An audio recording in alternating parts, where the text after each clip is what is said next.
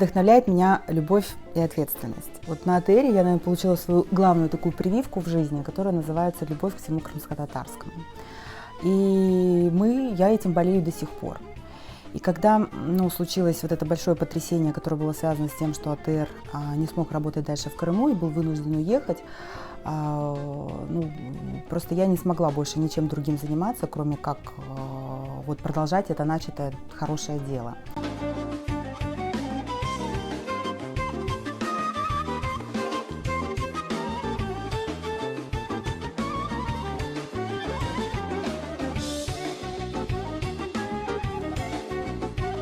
Все наши проекты способствуют развитию. Вот, например, если взять там проект наш «Джанлысес», это, казалось бы, там вот красивая сцена, дети поют, танцуют. И вы не представляете, какой каждый год происходит резкий рывок вперед. Потому что это сфера конкуренции, безусловно, прежде всего для детей. И каждый год те, кто смотрит за этим проектом, а смотрят действительно очень много людей, они именно отмечают, что уровень детей, самих талантов, подход растет. Растет уровень наших наставников, наших артистов, которые тоже между собой соревнуются. Они стараются там каждый год преподнести что-то интересное, они думают, они креативят. Даже те, кто занимается пошивом одежды, они тоже развиваются. Мы каждый год просто ахаем от такого вот изобилия, таких красивых, интересных, очень таких где-то даже смелых, вот опять слово скажу, креативных вот таких вот нарядов. Мы сами совершенствуемся. Мы каждый год хотим показать, допустим, новые технические решения в оформлении там сцены.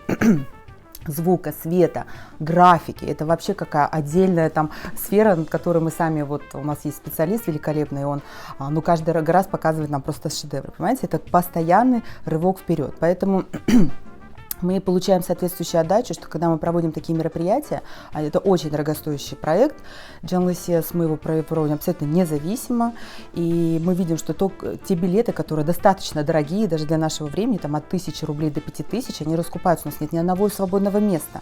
Мы видим, что количество спонсоров, которые вносят деньги, тоже растет. То есть они видят, что вот те средства, которые мы вложили, они видят соответствующий результат. Поэтому эта сфера для меня еще конкуренции и развития. И так каждый проект. Я всегда говорю ребятам, что мы каждый день должны делать каждый наш проект, каждый наш там даже сюжет, материал, который выходит, он должен быть лучше, чем вчера.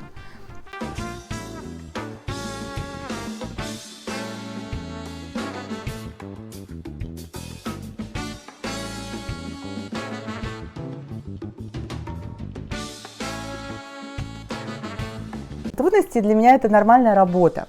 Просто это работа. Все.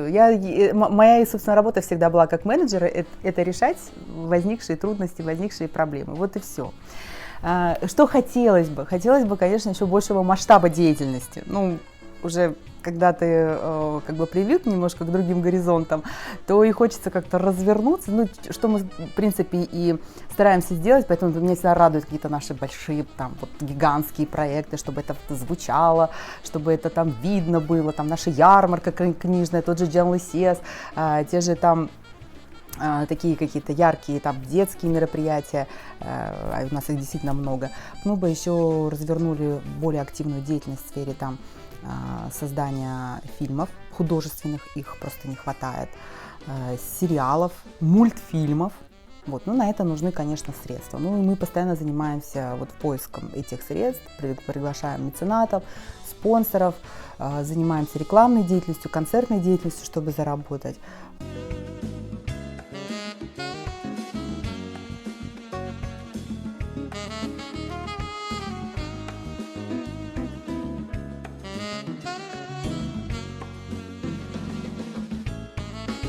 Вы знаете, при любых обстоятельствах, что бы ни случалось с нашим народом, мое огромное убеждение, что мы должны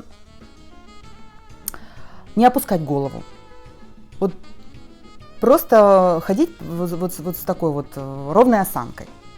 Проекты, которые, как мы думаем, что они развлекательного характера, там тоже Шаматалы Хуранта, там «Джанлысес», там наши ярмарки, концерты. Это при первом, таком кажущемся моменте кажется, что они развлекательного характера. Но они имеют еще огромную свою смысловую нагрузку.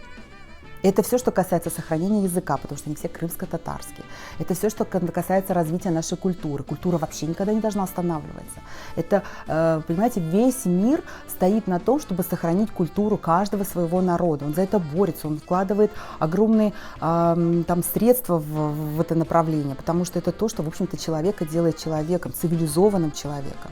И мы почему-то к культуре относимся, это тоже такой постсоветский синдром, это что-то такое где-то там. Культура — это не просто там, знаете, мы привыкли к каким-то внешним атрибутам, это вот там, может быть, наши изделия народного там творчества, промыслов, да, там, может быть, картины и так далее, но это далеко не только эта культура. Культура — это наша ментальность, культура — это, я уже сказала, язык, культура — это наши отношения.